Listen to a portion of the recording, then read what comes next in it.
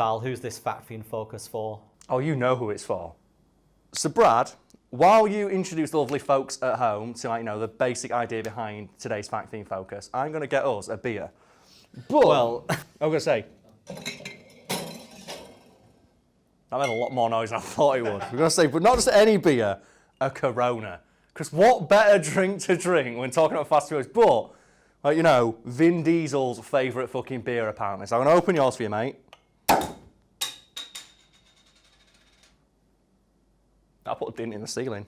I was about to say, do you want to give me a random object to open mine? I don't think I can contain my power anymore, so I'm just going to open it with just the bottle of Fireball I had earlier, so.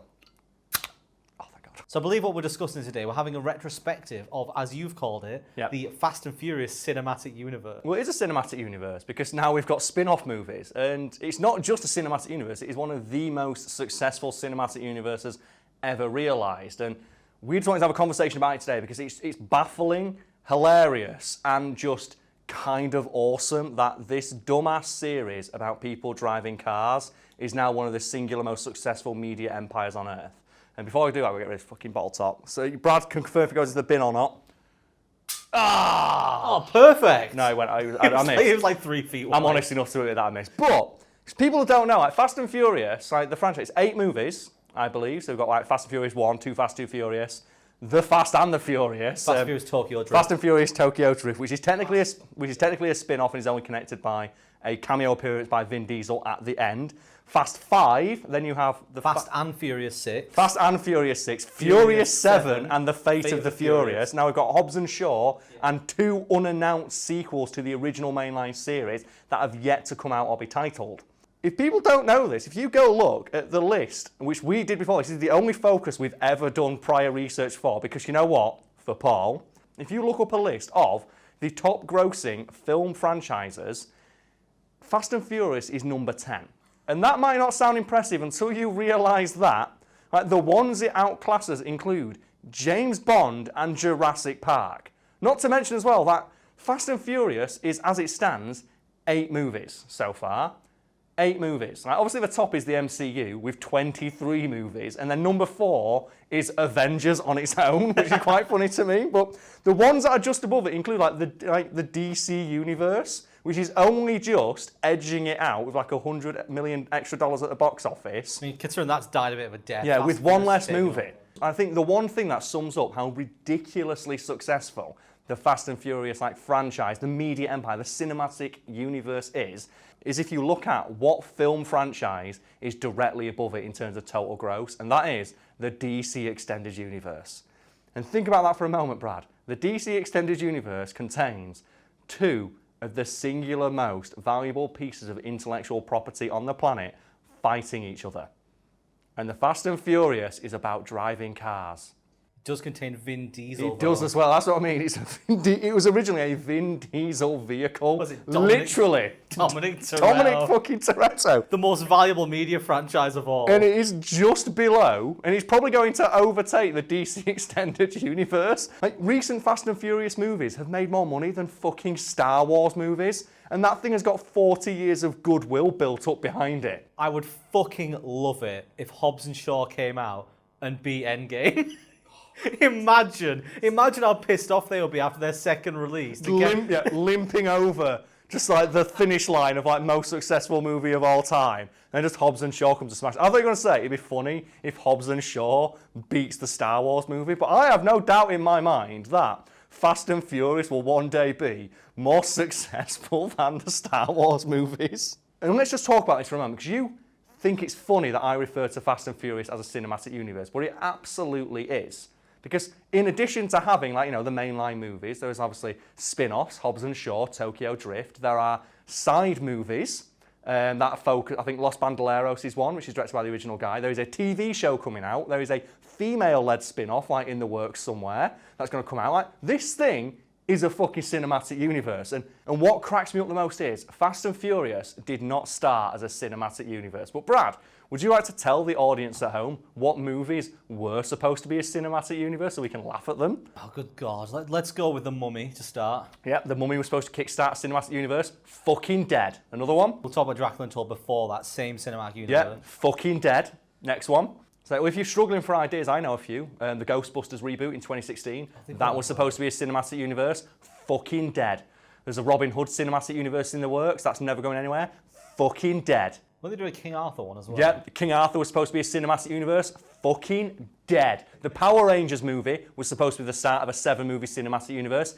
Dead. They're now rebooting it again. Oh, God, no. Yes, fucking dead. Fast and Furious, 9 movies deep, still going strong. Cinematic universe alive. If you'll forgive the pun, Brad, just think for a moment about the properties that I've just mentioned that this stupid car movie has overtaken at the box office and launched a more successful cinematic universe than. That's not mentioning the other cinematic universe it's ahead of at box office already, like Jurassic Park, James Bond, the Transformers series, which each make $1 billion in China every time they're released. It's so stupid. And I think we've talked enough about how unexpectedly hilarious it is, how successful these movies are. Let's zero in on some of our favourite moments. So, Brad, what's yours?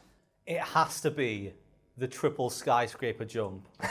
And the reason why, there's a very specific reason. Okay. It's because they wanted to set a scene in some tall buildings, but it's a film about cars. Oh. So they had to put a car in a tall building and find a stunt to do. Yeah. Because they have to look for some kind of cord, I think, and it's hidden on the car. Yeah. And they're like, why is this guy got a car in his penthouse suite? Oh, it's because he likes to collect things. Then I think Toretto's like, seems a damn shame to leave a car like this. Yeah, you have like Vin Diesel growling his growliest, trying to emote when he can, saying this is like keeping a caged animal or some shit like that. And then he has to have that scene where he's like, no, I'm as strong as The Rock, where he lifts up the entire car so Paul Walker can go underneath it and like get the code. But I remember watching that thinking, you've put a car there so they can drive that car. Yeah, absolutely. I don't know what they're doing with it, but that car's there so they can drive it. I thought you were going to say the lead up to that scene where Ronda Rousey can't act. Oh, yeah. It's like, that scene killed her entire fucking career. It's so bad because she can't act at all. And every movie they put her in, they try and get her to like emote in any way, and it always ends up just like fucking backfiring. And it culminated in her appearing. I know this is a tangent, but I need to mention it. All right. Her appearing in Mortal Kombat 11 as Sonya Blade. And the reason I'm mentioning it is because someone pointed out there is a scene in that game where her line reading is so bad, it sounds like Tommy Wiseau. I am not fucking kidding. It's put the clip in, Nisha. It's so good because it's so bad. And I want you to now put in her line delivery, followed by a clip of Tommy Wiseau from The Room. Any clip you want. I did not hit her. It's bullshit. I did not. I did not. Oh, hi, Mark. And also as well, for the fans watching, maybe it's vampire. Oh, you're going to start off again. No, okay, it's fine. They'll complain about it in the comments, I'm sure. For my favourite scene, I'm going to go for the same movie, and it is where The Rock is in hospital, and he just says, Daddy's got to go to work, and flexes out of a fucking cast. And the reason I love that scene is because you know, like that scene with Vin Diesel where he lifts up the car, The Rock insisted on it being put into the film to make himself look big and strong. The reason I love, basically Furious, it's Fast 5 onwards. Yes. The naming convention's so dumb. It's so funny though. But the reason I love Fast 5 onwards is because that was the point where you could tell that they went, let's not really care about whether it's realistic, let's just make it cool. But at the same time, those films are more realistic in a sense than a lot of other blockbuster movies released, because almost all of the dumb stunts are realised with practical effects and minimal CGI. Such as in Fast and Furious 7, where they throw cars out the back of a fucking AC-130 and then do a power slide off the edge of a cliff as Paul Walker jumps off a bus. Oh, the bus stunt's so It's cool. it's so ridiculous. And not to mention as well, and we've talked about it before, but we have to mention it again, and that is the send-off to Paul Walker featured in that movie, because I contend that is the most poignant, emotional moment in a movie about people fighting in cars I have ever seen.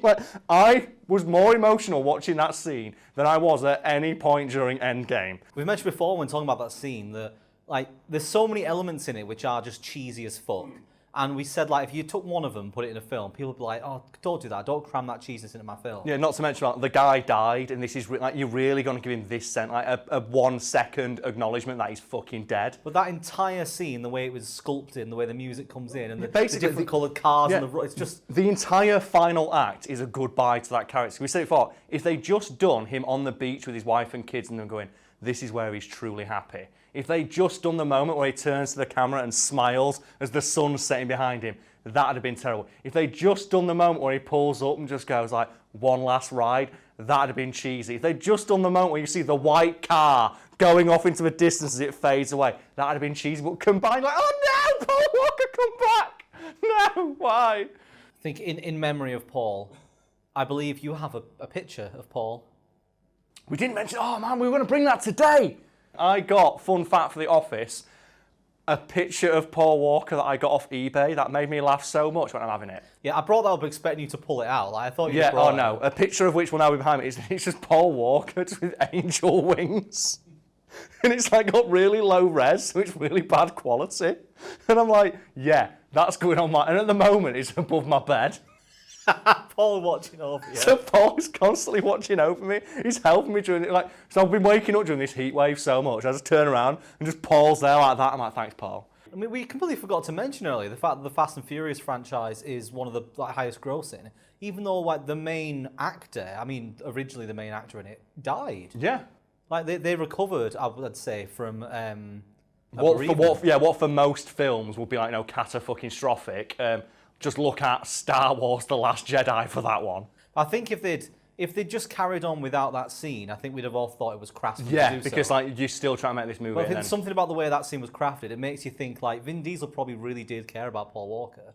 Yeah, they were best friends in real life. Yeah. There's a quote from Vin Diesel, and this is so fucking stupid that it has to be true, because he did all the lines for Groot, and there's a interview with him where they jokingly ask him, oh, so how do you emote as a character who can say 3 lines? And he sits down and he goes, really furrows his brow and he talks really serious and goes, well, as you know, my friend Paul really died recently, so I channeled that sadness into my performance as Groot. That means as well, if you think about it as well, there's now a tenuous link between the MCU and the Fast and Furious franchise because they share an actor in Vin Diesel.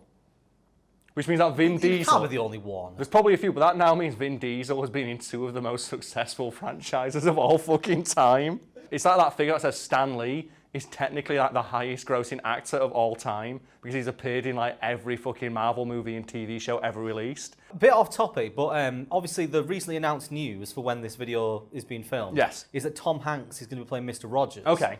And I remember thinking at the time that Tom Hanks, he's played a lot of real people. Because he's been like Sully, he's been the guy, Walt Disney. Yeah, but he's also been the guy from, what's it now? The pirate ship movie. Captain Phillip. That's the one, yeah. Yeah, so I was thinking like, has he played the most real people? And I looked it up. Apparently Anthony Hopkins has been in over 20 films as real people. I'm not sure if he's the highest, but that's the one I found. In like biopics and stuff like that. But just the fact that Tom Hanks is an actor he's incredibly recognisable by the way he looks. Yes. And his voice is also really recognisable. And yet he always manages to pull off playing these real people. Yeah. And like puts a lot into it. It just shows how good his performance is. Yeah. And then you got Vin Diesel. I am Groot. I've had a laugh just drinking beers and thinking about the fact there must be so many like salty Hollywood executives, like the people who made like Ghostbusters, who were planning for it to be this like expansive media empire with like 14 movies and actresses in it who were signing like 5 movie deals, just watching Fast and Furious just sail ahead at the box office as they're like, oh fuck's sake, cancel that shit. Or like, there must be someone at DC who's pissed off that these stupid car movies make more money than Batman, which is fucking. You know what? That will never stop being funny to me. Hey Karl. What? You still owe me a 10-second car. So fucking shit. Go on, let's end it on what's the best quote. Oh, well, that's pretty much the only one I remember. No, I think my favourite quote is "Winning is winning," because recently, as recently as like 2 days ago, Avengers overtook Avatar at the box office, and there's loads of like people complaining that well, it only once it had like a re-release, even though Avatar had a re-release. It's only won by like $1 million, and people keep posting just that gif of just Vin Diesel saying "Winning is winning." Have you seen Fate of the Furious? The intro scene for that is it's the dumbest so dumb. Like when I was watching it, I was like, I'm definitely going to enjoy this film. There is a moment, if that's how you're starting. There is a moment in that film where The Rock shrugs off getting a beanbag to the face. It's fucking great. There's a moment in that film where The Rock goes from being, like, a fairly buff dude to just like he's fucking Hancock, and he is throwing men 20 feet through the air. Well, to him and Jason Statham turned into superheroes in that scene in the prison. We've mentioned before how Hobbs and Shaw was inspired by that scene because they wanted to, like, you know, test the chemistry of the actors and see how people reacted. There was supposed to be a shot in that movie where those two characters looked at each other and said, maybe we'll work together sometime. And Vin Diesel cut it out because he was like sick of the Rock blocking his shine. I have only just realised that the reason it's called Fate of the Furious is because F8 makes Fate. And people say the naming convention of this series are dumb. They are dumb though. It's so stupid. But I think that adds to the charm. Don't you think it adds to the charm that you can go and watch Too Fast, Too Furious? Don't you think that's fucking baller? It isn't The Fast and the Furious the first one, but then Fast and Furious is the fourth one. Yeah. And then you've got Fast 5 and Furious 7. Also, but 6 is Fast and Furious 6. Yeah. They're just picking one of the words and putting the number at the Also, end. have you ever seen the breakdown someone did? They watched every single movie and said, oh, this is the percentage of runtime where they're fast and the percentage of runtime where they're furious. And they break down how much of those movies he spent being fast and how much he spent being furious. That's like the Honest Trailer guy did a breakdown of every stare in the Twilight trilogy. Every time they just stared without dialogue. And it's like 45 minutes long. Oh man, we've got to go Honest. Oh, I'm going to get one more beer. Why not? The one that cracks me up about when they talk about Fast and Furious and they say, oh, it's a series that, despite becoming now an action franchise, it never forgot its commitment to booty. Because in every fucking movie, past the fifth one, they just have that scene where they go to like a car race thing and just have like just these egregious shots of just women's asses just gyrating at hypersonic speed. They always have the exact same angle before the race as well, of low camera of both cars facing the girl in camera. booty shots. With girl booty shot ready to set it off, shaking her ass in front of the camera. What time are we on for the camera, Brad?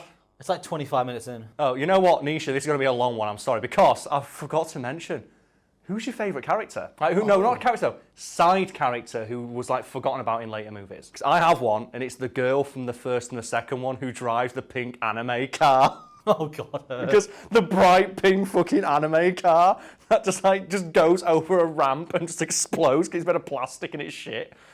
It's so fucking good. Do you have one? I don't even think I do. All right, favourite character then? Favourite character? Brian O'Connor. Brian O'Connor, fucking yes. So I just want to give for a moment mad props to the actors they have convinced to appear in these movies. Have you heard who's appearing in like some of the later ones? Isn't John Cena in one? John Cena's coming here.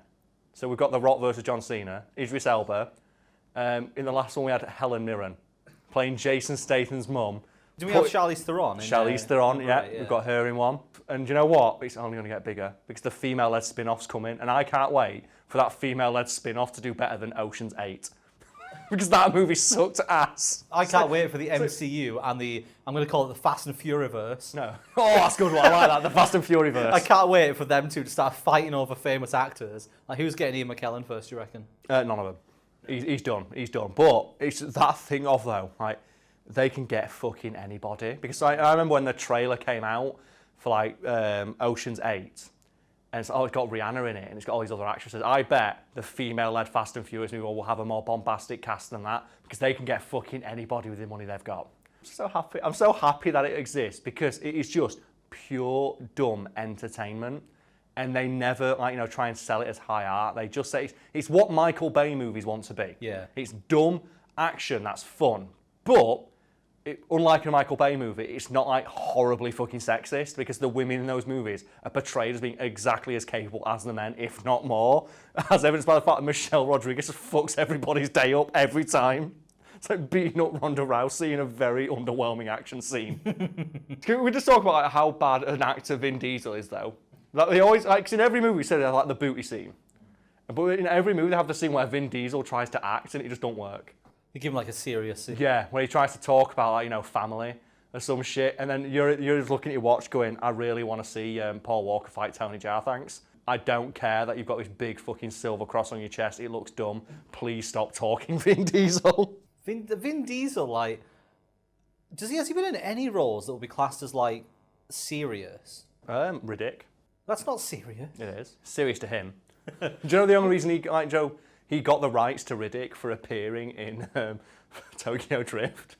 Do you know that? What, the cameo he's got at the end, he said, "I'll do the cameo if you sign over the rights to the Riddick franchise." Oh, what an earner. Because he wanted to make the Riddick franchise like a big thing. Because he thought, oh yeah, this is a franchise that's built to last. And now he's appearing in Fast and Furious 8. But he always appears as, like, tries to be cool, tough guys. Yeah. Like, the first Riddick film was really good, but I think it worked for that. He's got no charisma. It's that problem. So let's move away from that and talk about my favourite line he's ever delivered. And that is, I am Groot. No, but do you remember what the big race that they go to is called? You mean Race Wars? Race Wars. And do you know why I find that great? Because you can go and watch those films with subtitles on and get subtitled, like Vin Diesel saying stuff like, we have to go to the race war. We can win the race war. Race Wars is life and family. I remember watching, because I forgot that it was called that. And I was just watching one of the movies on Netflix while doing some writing. And I was like there, so I'm having a cup of tea. And I looked at the TV and it's come up, welcome to the Race Wars. Like, what? Rewound it. It can't say that. Welcome to the Race Wars. So what? Oh, I'm getting too animated. I'm sweating for Fast and Furious. I'm so excited. I'm sweating with air conditioning and a cold beer. God knows the poor guy watching this in an office in a suit. You are a fucking legend and possibly a hero. I had a friend message me yesterday like, it's 37 degrees down south. 37. Don't you message back? Sorry, Carter, he fell melter. So oh God, it's terrible. But yeah, thank you for sitting through this 35-minute long video. I don't know how long it's going to be. I'm assuming like 25 minutes. We're at 30 now. I imagine Nisha can convince it to about 20. I'm giving Nisha permission to make it as long as you want, because you know what? The Fast and Furious franchise will never end, and neither will this video.